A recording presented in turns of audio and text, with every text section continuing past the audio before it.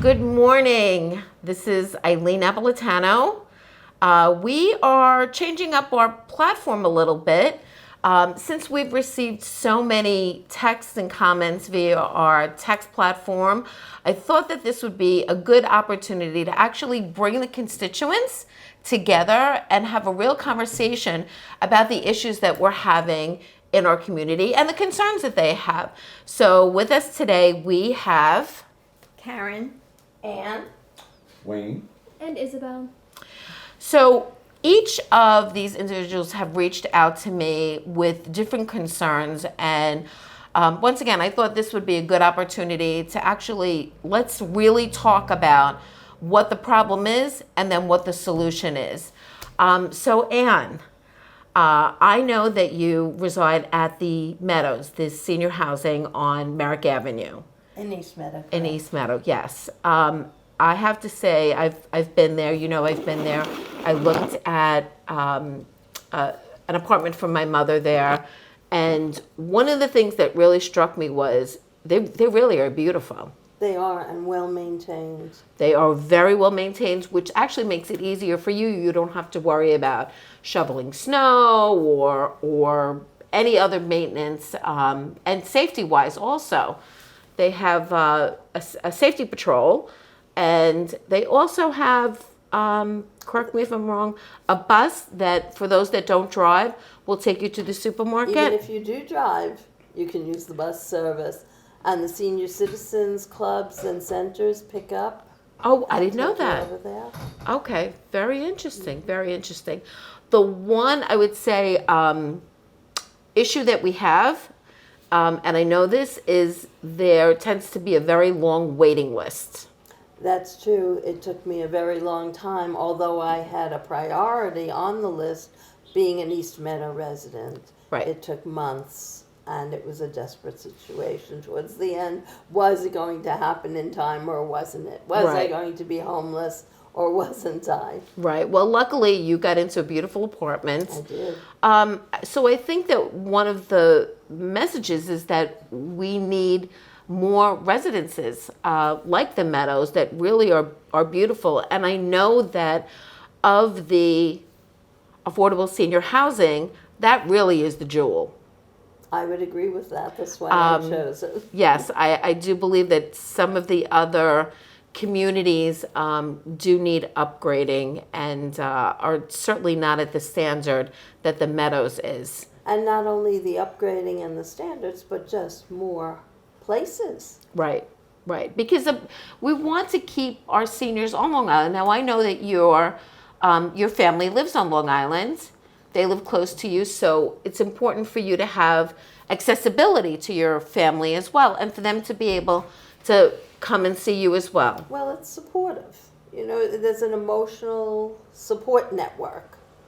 If, as has happened, I've been ill, my daughter was able to come when she was finished with work, and it didn't take hours or days to get to me. Right. To get me the help that I needed. Right. And we also have another mutual friend who lives there also, Miriam, who we absolutely love. And she resides there as well. And I know that her son lives in North Bellmore. Correct. And that was a very important factor for her. She wanted to have her independence and, be able to have her little dog and feel that she still had a sense of independence, yet for her son to still be able to be close and have access to her. Absolutely. And she is so important. Beautiful apartment also. I've seen that apartment as well. So I'm glad that you were able to finally get in. I'm glad that you're in a secure facility. I know you have your own parking spot. They all do. Which They all is do. Right outside my door. Yes, that's very convenient. That is very convenient. So that's awesome, and that's an initiative that I think we need to look at on the county level and the town level on how we can expand and keep our senior citizens on Long Island close to their families and not chase them away. Not chase them to Pennsylvania, chase them to Florida. I've gone. I mean, this is home. I grew up on Long Island. Well, you're home. I'm Thank glad you. you're home. So thank you. And I appreciate all the communication that you've given me over the last several years regarding the Meadows and, that just really how outstanding it is. It's really important. It's good feedback. It's good feedback. But we can do more, and we should do more. So Wayne, Good yes. morning. Thank you so much for being here. Wayne resides in North Bellmore. We wanted to kind of pick people from different areas in the community. And I know that you actually have a couple of, we'll say, concerns or bees in your bonnet. You have two beautiful daughters that have graduated and have unfortunately left Long Island to travel to Brooklyn, and that reason was? The reason was that they both graduated, they both went to MEPM, they both went to college, and when they came back here, there was nothing here really for them to make a transition to be here on Long Island. There was no affordable housing. They come here and they said, I want to move out, but there's no place for me to live here. Right. And by having no place to live, they seek other areas, and also their friends did the same, and they all kind of went and found a home in Brooklyn. By finding a home in Brooklyn, they found employment opportunity in Brooklyn. And many times I've said, well, have you ever considered living here or living in, and they really don't want to. So we need to be able to find some kind of a process, because the schools here are very good. My daughter tells me how she can't believe how, as far as her education is, as compared to people who live in the city. And since we do that, we cultivate this. We should not have them to be prepared to use their skills somewhere else. We need to be able to keep them here and to give back to the community, since we pay our taxes for these kind of schools, to not have them go somewhere else and make some other community better. So that's my greatest concern. You know what? I don't think I could have put that any better. We have phenomenal schools. Both my children graduated. Isabel will be up next. Graduated, and we are losing opportunity for our youth to be employed. Yes. and become a part of the community in that capacity. So 4 years ago, we had kind of toyed around with a program that I would have really liked to see initiated, and that is a program for recent graduates. And I think it just would have made sense. It could have been a small community. Starting out, once you graduate and you get a job, let's say you make $30,000 a year, you are then eligible for a studio at X amount of dollars. And then the next year, you make a little more money, you graduate to a one bedroom. And it's cyclical in that we can keep our youth, let them kind of get their footing underneath them, let them start earning some money, and give them either a 4-year or a 5-year program where either they either age out or they financially limit out. But we have that opportunity, and we have that opportunity not too far from here, right at the Coliseum. We have so much land there that to have a small complex, even just to get enough students kind of prepared for the next step in their life is really a loss. It's a loss to our community as well, because your daughters felt that there was no opportunity here for them. Nobody was looking out for them. Right. And we can, if we did that, not only could we have people stay here, but then we can attract people from someplace else and say, there's a program out in Long Island that would really be beneficial for you if you came here, and then we can do that and have with a mentoring program and have people come here and say, yes, I want to start a business, on Long Island. Yes. I want to do it here. At least let's get them to consider coming here. Yeah. Right now, there's not even a consideration of coming here, and for us to invest so much money for every student, which is very expensive, Right. considering the resources that we have to put in for these students, to have them, like I said before, and I don't want to repeat myself, to have them to do this here, to send their talent somewhere else. It's a shame. You hit the nail on the head. The talent. We have we've such an unlimited supply of talent in our youth, and we are letting it go. We are letting them leave, and we need to address that. So that was such an excellent point. And I know I've seen your daughters. They're absolutely gorgeous. I wish Thank you. they was still here. I know you do too. Yeah, I do too. I know you do. So then that leads us into Isabel. And you graduated with my daughter, actually. Yeah.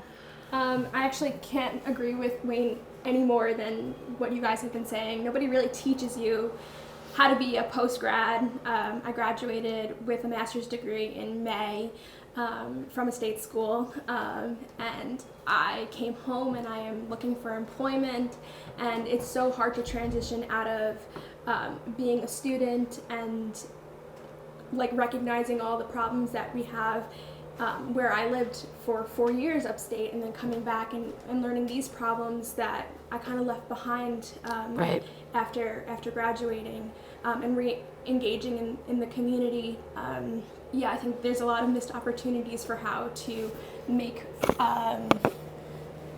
people like me live even better here and want to stay on Long Island, Right. and want to be involved in the community and finish and like live a life here that Right. I started 4 years Right. ago. And your family's here. I know that. You have a younger brother, and I know you're your mom and your dad, and you have friends that's still live here. So I know that that's important, and it's just a missed opportunity, and we have to stop missing these opportunities, and we have to start taking advantage of them, because there is opportunities, and I do want to invest in our youth. Listen, we're only going to be here so much longer. We're handing it off to you, and I think we're handing it off in good hands, in good, capable and caring hands. But one of the other things that you and I discussed, which I know is very important to you, it's something that's very important to my daughter as well, is our environment. She is the oversight of recycling in our house. She uses bamboo utensils. She bought me my own to take to work, and I actually have my own reusable stainless steel straw with its own little pipe cleaner. So I know that the environment is something that's very important to you. And as we said, we live on Long Island. This is an entity that if we don't preserve it, as you said earlier, it's going to go. Yeah, I mean, we really take advantage of how beautiful the world around us is, our community and our surrounding environment. We're so lucky that we get to live 15 minutes from the beach and have beautiful nature preserves and parks, and those are all things that we take for granted. Until they are protected by the community and by the government, they're going to fade away and be damaged. And who that's going to affect, like you said earlier, is people of my generation and the people that are younger, especially the people that are younger that don't vote for their legislators, who are disenfranchised until they're 18 years old. They don't have a say in how they can protect their environment. The best they can do is purchase metal straws and bamboo utensils, but that's not good enough. And I think there are different ways to protect, for the government to protect the community and the environment through a number of different ways, including the climate smart communities. proposal from the New York government. And I think that is a really good step in the right direction to making Long Island healthier, Yes. and I like that. cleaner, and more protecting the environment.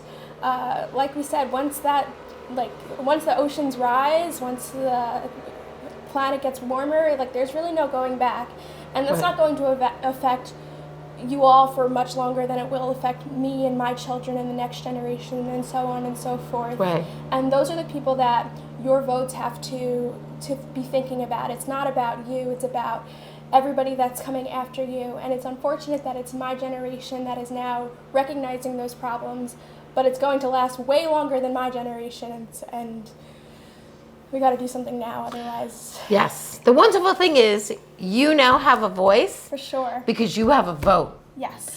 And one of my initiatives that I've been talking a lot about is for our district to become a climate smart district. And you think, well, what does that mean? And it's really, it's small initiatives in just leaving less of our footprint. So it's a better recycling program. We have one compost station in Nassau County. One. It happens to be at the Cornell Cooperative. Mm-hmm. Imagine what we could do with just even the small steps. I know that the county executive is initiating a bike program for the public, electric bikes. I think that's a fantastic idea. My son works a mile away. He doesn't need to drive.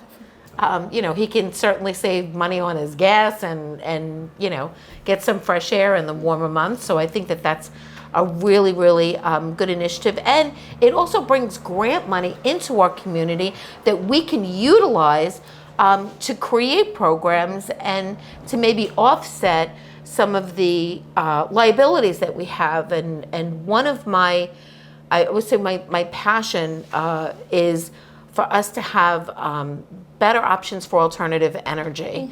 Mm-hmm. New York State's rebate program expired. However, we are almost a separate entity living on Long Island. And so I feel very strongly that if the solar companies want to do business with Long Islanders, then they have to kind of pony up. Mm-hmm. They have to kind of pony up. We have to structure something to make it more affordable. And I've said this so many times. I'm in my home 22 years, and they say it's not worth it for you. Well, why is it not worth it for me? At $40,000, it's not worth it for you. Well, where am I going? Right. I'm not going anywhere. This is my home, and I plan on staying here until my children kick me out. So that's not a good enough answer for me. I want to make sure that those that want to utilize alternative energy, and there are many different forms of alternative energy that are available. We're going into 2022. There's technology that uses 3D printing to replace organs. And you're telling me that we can't make alternative energy more affordable and made in the United States. There absolutely are entities. So thank you so much. I stand with you on my commitment to protect our shores because our aquifers are underneath us. Mm-hmm. And once our shores erode, there goes our water. We're done. Say goodbye to those beaches. Yep. And our drinking water. Yeah. Our water supply. So thank you for watching our first roundtable discussion. That was part 1. Part 2 will be released early next week. So look forward to it. Thank you.